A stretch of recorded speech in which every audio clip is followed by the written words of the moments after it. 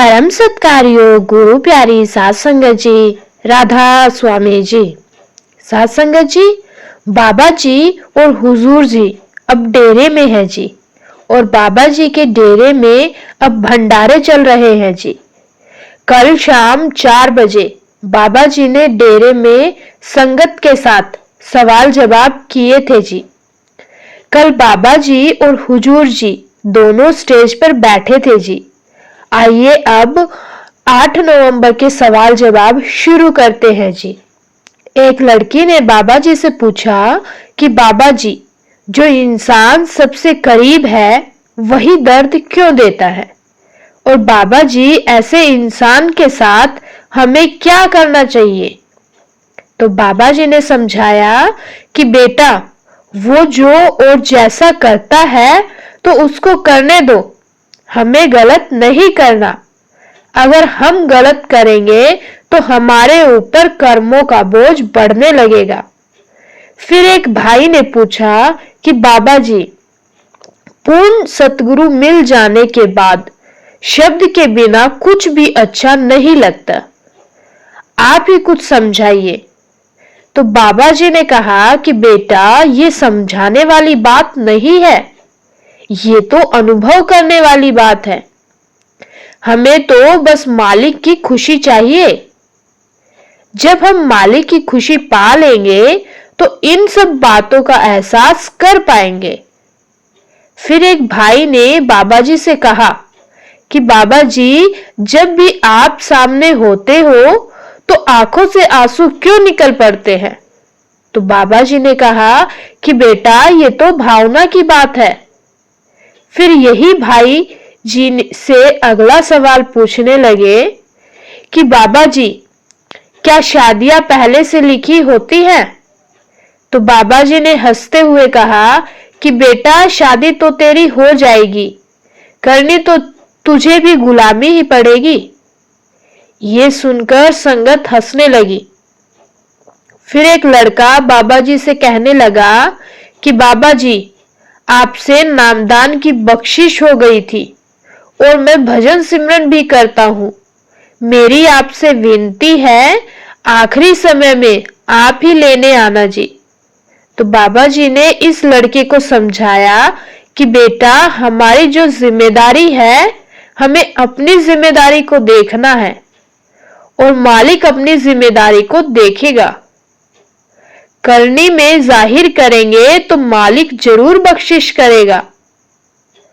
फिर एक भाई कहने लगा कि बाबा जी, नामदान मिले बहुत समय हो गया, लेकिन कुछ ऐसी आदतें हैं जो मन से जाती ही नहीं। तो बाबा जी ने समझाया कि बेटा, मन तो बड़ा ही कमजोर होता है, मन को ताकत देने वाला हम ही तो हैं। अब ये आपके ऊपर निर्भर करता है कि आपने मन की गुलामी करनी है या मन को अपने मुताबिक चलाना है। फिर एक बीवी कहने लगी कि बाबा जी, आपके अलावा मेरा कोई नहीं है, मुझसे कभी बिछोड़ा मत पाना। तो बाबा जी ने समझाया कि बेटा, मालिक तो सबके साथ है, मालिक किसी का साथ नहीं छोड़ता, हम ही भटक कर मालिक से दूर हो जाते हैं। फिर एक भाई बाबा जी से कहने लगा कि बाबा जी, अगर हम पूरी उम्र किसी इंसान की सेवा करें और वही हमें भला बुरा कहता रहे तो हमें क्या करना चाहिए।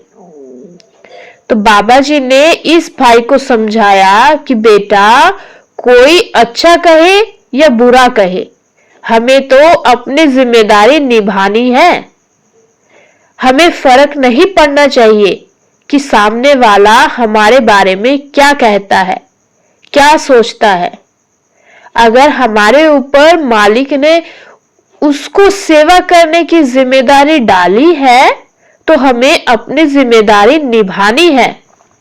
फिर एक भाई ने बाबा जी से पूछा कि बाबा जी, अगर किसी को नामदान नहीं मिला हुआ लेकिन फिर भी उसके अंदर प्रेम उत्पन्न हो जाता है तो वो क्या करे। तो बाबा जी ने समझाया कि बेटा, हर चीज का एक वक्त होता है।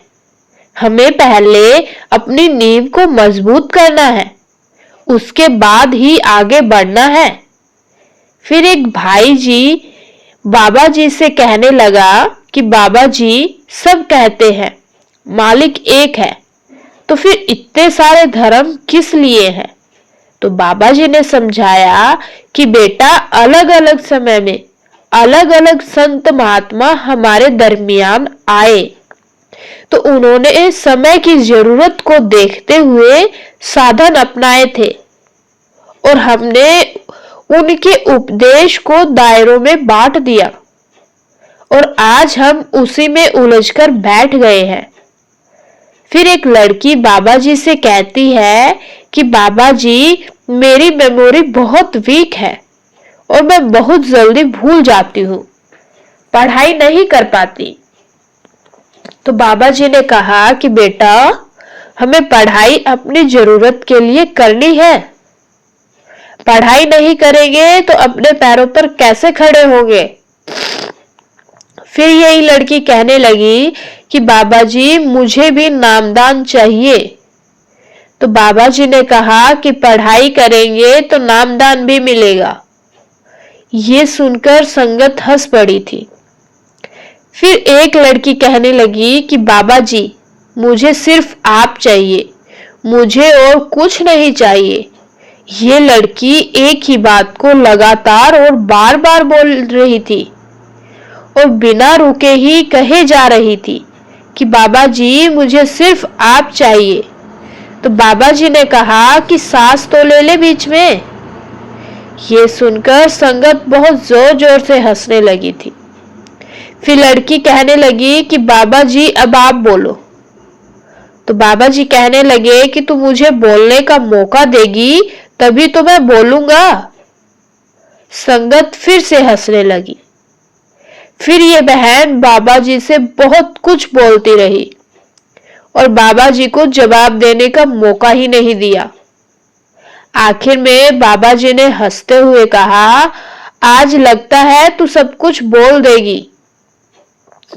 तो आगे ये लड़की कहने लगी कि बाबा जी, मुझे नामदान की पर्ची वाली लाइन से निकाल दिया था। तो बाबा जी ने हंसते हुए कहा कि वहां भी अगर इतना बोलती होती तो सेवादार तुझे पर्ची लेने अंदर भेज देते। संगत फिर से हंसने लगी। फिर यही लड़की आगे कहने लगी कि बाबा जी, मैं जब आपको याद करती हूँ तो मैं आपके पीछे भागती हूँ, मतलब मेरा मन आपके पीछे पीछे भागता है। तो बाबा जी कहने लगे कि बेटा, अगर आप भागोगे तो मुझे भी आगे की तरफ भागना पड़ेगा। फिर यही लड़की कहने लगी कि बाबा जी, क्या मैं आपके पीछे भाग लूं? तो बाबा जी कहने लगे कि बेटा, पीछे भागोगे तो कुछ हासिल नहीं होगा। जब तक एक जगह मन को टिका कर दर्शन नहीं करेंगे तब तक कुछ नहीं मिलने वाला। फिर ये लड़की आगे कुछ और बोलने लगी। तो बाबा जी ने हंसते हुए कहा कि तेरे साथ जो खड़ा है अब उसको भी तो बोलने दे। संगत फिर से हंस पड़ी। साथ संगत जी, इस लड़की ने 14 से 15 मिनट तक बाबा जी से बात की थी और आखिर में बाबा जी को ही कहना पड़ गया कि दूसरों को भी तो सवाल करने का मौका दे। फिर किसी भाई ने कहा कि बाबा जी, 10 बार से ज्यादा लाइन में लग चुका हूं लेकिन नाम की पर्ची नहीं मिली। तो बाबा जी ने कहा कि बेटा, कोई तो बात होगी तो आपको पर्ची नहीं मिली, लेकिन आप मालिक पर भरोसा रखें, वक्त आने पर मालिक जरूर कृपा करेंगे। फिर एक लड़की ने बाबा जी से पूछा कि बाबा जी, मैं वकालत की पढ़ाई कर रही हूं और हमारे पेशे में कई बार जज को डेथ यानी फांसी की सजा देनी पड़ जाती है। तो क्या ऐसे करने से जज के ऊपर कर्मों का बोझ बढ़ेगा? ऐसी सिचुएशन में एक जज को कर्म देखने चाहिए या अपनी ड्यूटी निभानी चाहिए?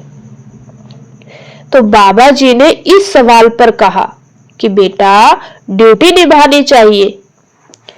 एक जज को उस कुर्सी पर इंसाफ करने के लिए ही बिठाया जाता है और उस कुर्सी पर बैठने वाले के ऊपर जो जिम्मेदारी दी जाती है उसे अपनी जिम्मेदारी को निभाना चाहिए। फिर एक लड़की ने बाबा जी से पूछा कि बाबा जी, मैं जॉब के लिए पेपर देने की तैयारी कर रही हूं, जिस वजह से मैं डेरे में सेवा करने नहीं आ पा रही और इस बात का मुझे बहुत दुख है। तो बाबा जी ने समझाया कि बेटा, हर एक चीज का एक वक्त होता है। सेवा के लिए तो तू पूरी उम्र पड़ी है, लेकिन पहले तो हमें अपने पैरों पर खड़ा होना है। अगर पैरों पर खड़े नहीं हुए तो सेवा में भी मन नहीं लगेगा।